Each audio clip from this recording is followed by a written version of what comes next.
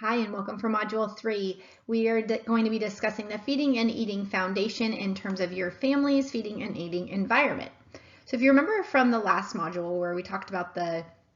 window of opportunity that we wanted to create through consistent meal and snack structure and daily routines, this week we're going to be doing a deeper dive into what we actually do with that window and how we can use that time at the table together, whether our child's actually eating or not, to create a more calm and pleasant feeding and eating experience for you, your child, and your family as a whole. So if Module 2 is all about how to get your child to the table and to stay at the table for that given meal and snack routine structure, this module we're going to be talking more about the feeding environment once you're at the table and how you as the parent can use that time and help facilitate a meal and snack from beginning to end in a way that's most effective for your family's enjoyment, but also for your child's overall development. When we consider this window of opportunity that we create from those structured meals and snacks from the last module, I want us to also be reflecting on what family meals might actually look like in our house. We will be going through this throughout this module to look at this in more depth, but I think it can be helpful for families to take a little bit more of a high-level overview to review what they might have been doing in their families and considering a family meal versus what those of us in the feeding space, such as myself, often refer to as a family style meal, and how these approaches may compare and contrast in different ways and how that might serve or disserve your family. A family meal, as some of you may know it, may or may not be a meal that you eat with your child. It may be one where your child consistently or frequently eats something different than you. You also might have found yourself including the use of distractions like books or iPads or TVs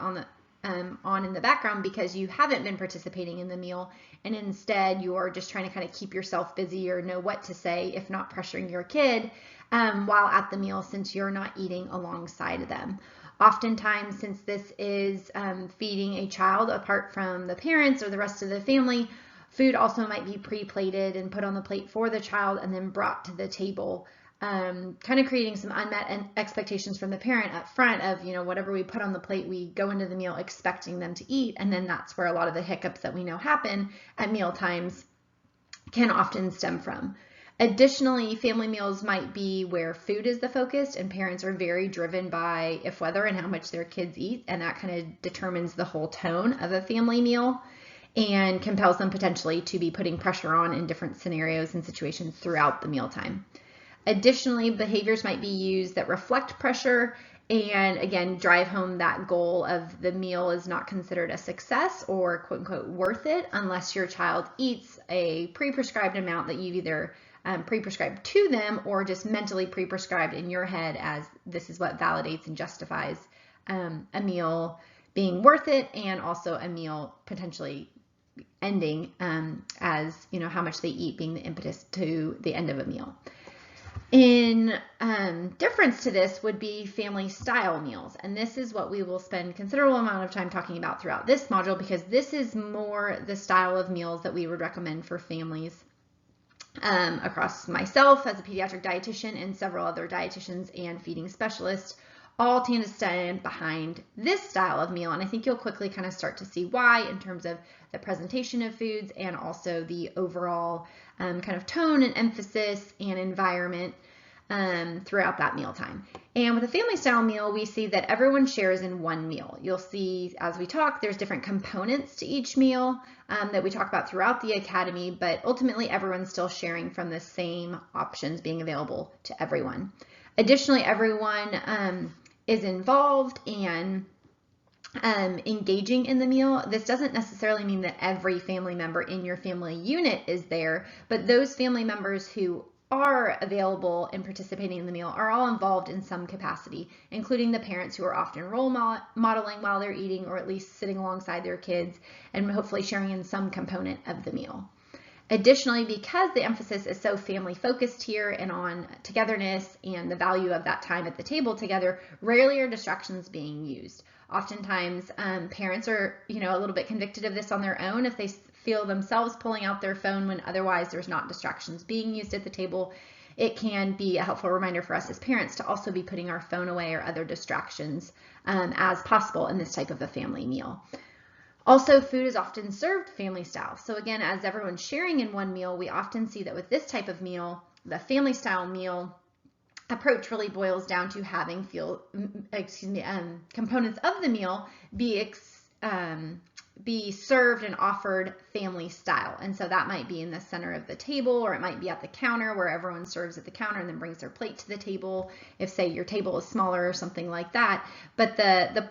main aim here is that everyone has an opportunity to self-serve and participate and engage with the food and determine for themselves how much of a given food that they'd like on their plate.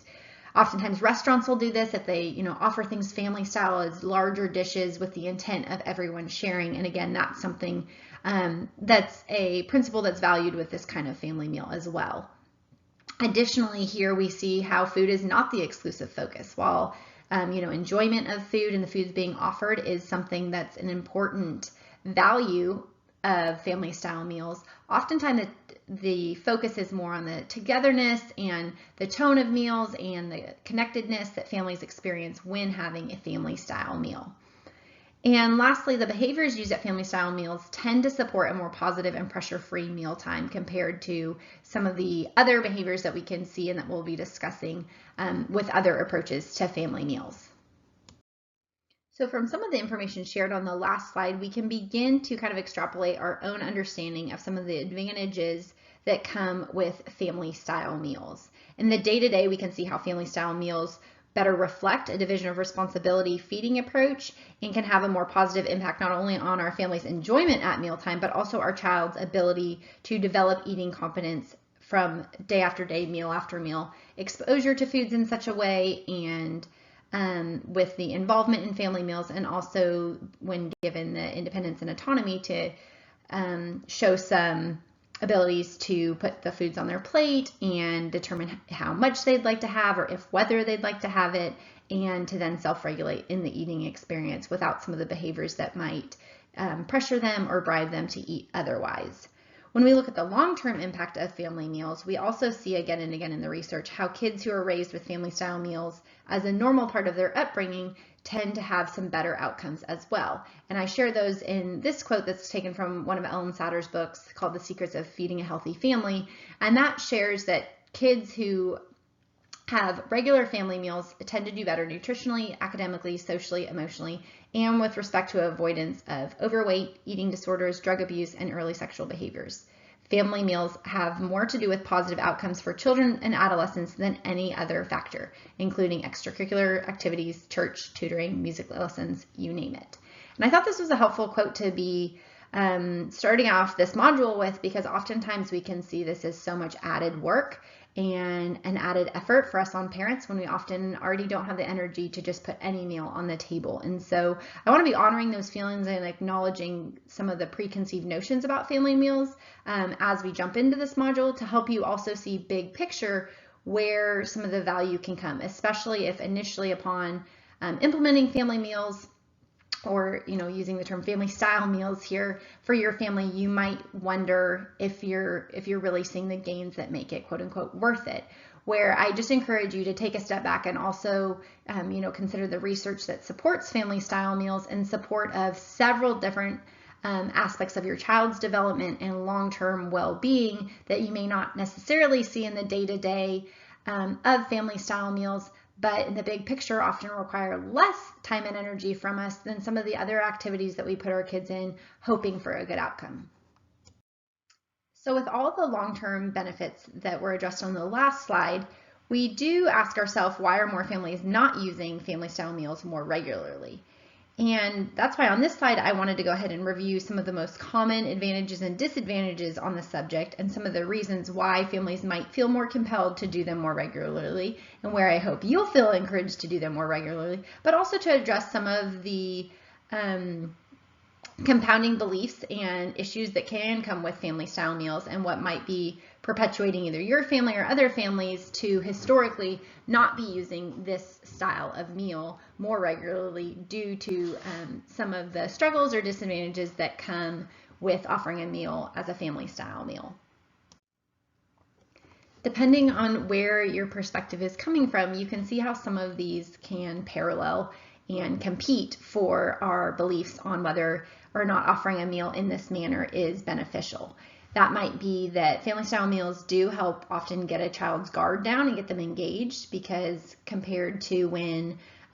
with the other alternative family meal that we had talked about, where a parent might pre-plate a child's plate and then bring it over to them and kind of have this automatic expectation that the child's guard is going to go down, their anxiety will be lower, their appetite will be present, and they will be engaged in the meal, which we all know that does not necessarily happen. Family style meals get children much more involved in the process, as we'll be talking about from the get-go. It doesn't expect that we put the plate in front of them, our child eats, as if it's only a two-step process of offering our kid eats. Many of us know that it's not usually that easy, especially with children who have more apprehension towards eating. They might need a little bit more engagement in order to get that guard down for them to be more interested in the foods being offered. However, with this and with the self-serving nature that comes with family style meals, there can at times be more mess. And for some families, that is in and of itself enough of a reason to not do a family style meal. Additionally, a family style meal promotes independence and minimizes the power struggle by empowering your child with age-appropriate abilities and opportunities to exhibit that independence at meals. And often if a child has a place to make choice and exert their independence in a healthy, productive way, they won't be trying to do so in a less healthy or less helpful way, such as power struggles with what's being offered and some of the things that come down to your role as the parent in the feeding relationship. With this, what sometimes can occur, though, is a child might serve themselves too much from this family style concept, and a family might feel that their child's wasting too much food, again, causing the family to not necessarily want to offer family style meals because of this issue. Instead, I would encourage you to be addressing any of these negative perceptions from the family style meal and seeing how could you redirect that behavior to the intended behavior. And there's a lot of ways that we can do that with a child, especially if they're serving themselves too much, which we'll talk about later. Additionally, a family style meal can promote ongoing acceptance of new foods, because again, they're being exposed to regular family meals that your whole family is participating in. And so where we might avoid offering certain foods to our child when we're just pre-plating and offering them something just for them to eat, the goal very much becomes on them eating what is being offered. Where with a family style meal, there's a little bit more of a underlying expectation that exposure is important and valuable, and that ongoing acceptance of new foods will come with repeated regular family meals. However, for some families, they might see that this produces more leftovers, and because less food is being eaten, because it's not being pressured or forced, or because you're offering things a little bit more alternative than your child's typical food choices that might otherwise be given. Additionally, a child might refuse to eat what is being offered because it's being offered and not necessarily pushed on them as this is your meal and you will eat it. And so that can create some frustration for parents, again, depending on where their vantage point is going into this and where their expectations are around what values are in place with a family style meal. A family style meal can lessen perceived and actual pressure on the child being used by any of the caregivers because again, it's more focused on the family environment and less, all eyes on the child and whether the child is eating. And otherwise, this can also be encouraging manners and reinforcing the expectations, because instead of using some of the feeding behaviors that might be used to try and dictate a certain amount of food being eaten or permit the child to get other foods that they prefer that weren't necessarily being offered, instead family style meals tend to really support and emphasize the manners and the expectations and the behaviors that a family and parents would want from their child in a family meal setting. Sometimes with this, we can automatically jump, however, to thinking of kind of a Thanksgiving-esque style dinner or a big fancy family feast where everything's on our best dishware and has proper utensils for serving, and everything has been set out and nicely put in place for a proper meal. And that's not necessarily what a family style meal is. While there is the element and the value of having shared plates and shared food options and things like that, and the opportunity to reinforce manners the way that we would hope our kids might have at a family style meal over a holiday or some sort of gathering like that, that doesn't need to be the day-to-day norm, and that doesn't need to be the regular behavior that families expect or promote as being what is most valuable about a family meal. It's not about the formality of it, but rather making it a sustainable family meal that it makes it something that you can do and sustain more regularly for your family. So on this note, family style meals are intended to give your family opportunities to gather around food and enjoy time of connection. This could be as informal as over a box of macaroni and cheese with a side of satsumas. It could be a weekend breakfast where you're having pancakes and syrup and a side of strawberries, or it could be as simple as picking up a pre-made rotisserie chicken and bagged salad with French bread at the store before coming home and setting it in the center of the table. The point of family style meals is not to emphasize unrealistic standards or formalities so that we as parents feel so stressed about the shoulds and ought tos of a meal that we miss what the true point is, and that's the togetherness and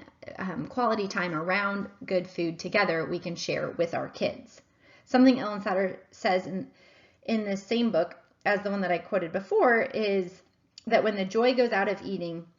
nutrition suffers. And that's why I want to go ahead and work through the dynamics of family meals in the next part of this module so that we can focus first and foremost on how our meal environment feels and functions rather than what we're fixating on what is being offered.